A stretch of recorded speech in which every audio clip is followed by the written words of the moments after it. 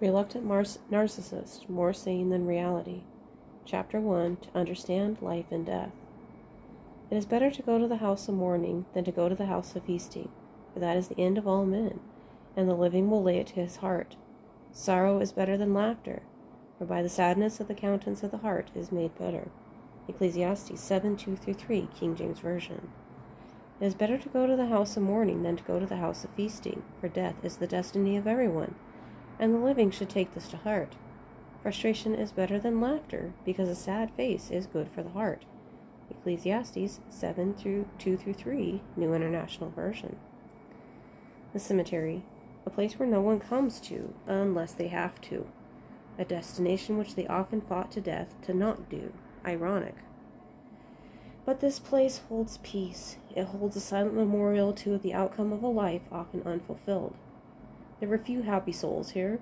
Most were tortured, not by some angry deity, but simply by their own grief over the oppression of living in a world where everyone only cared about themselves, despite pretty but fake platitudes to the contrary.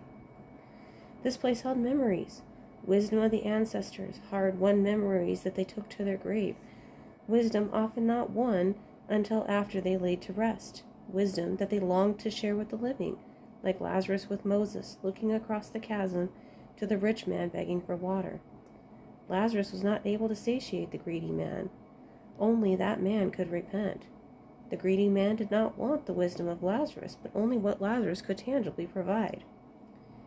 Heaven and hell, an often highly disputed topic up there with politics and sports teams. Maybe a better term is marginalized to the importance of such worldly concerns when the real problem was left unattended.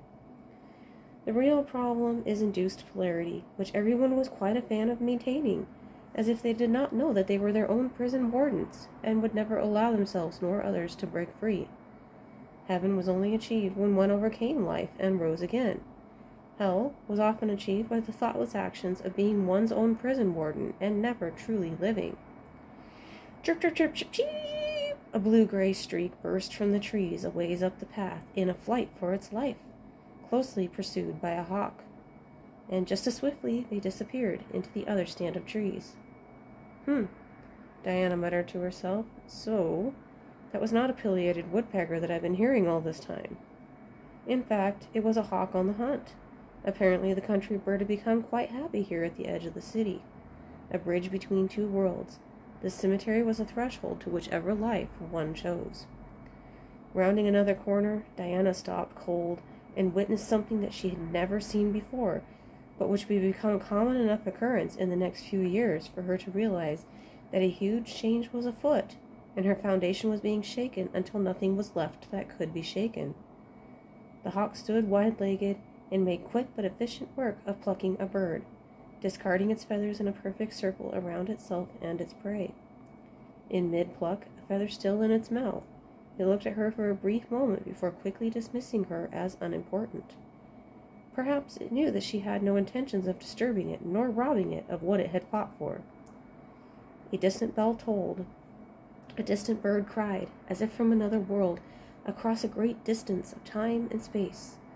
The remainder of a memory, a place long ago, buried somewhere at the edge of her mind.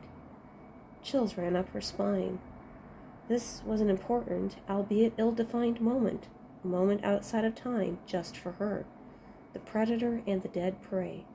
This pulled on a memory. What? About-facing to go back down the path that she had just traveled, not wanting to continue on her path and disturb the bird, but also needing to put some space between her and the disturbingly fascinating sight, Diana was not aware that she had been followed until this moment when she crashed into him, sending them both to the ground in a tangled heap with her on top. A situation that he quickly remedied as he rolled them over to pin her down. Struggling with little impact beyond him increasing his strength, Diana quickly realized the gravity of the situation, and she did what any sane person should do, but often did not, and this is why they are dead.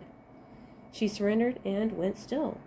His soft brown eyes betrayed an otherwise tough exterior, and even his eyes tried to lie, tried to cover up his weaknesses, but she saw it all in that brief moment of eye contact. He broke the gaze and quickly rendered her unconscious.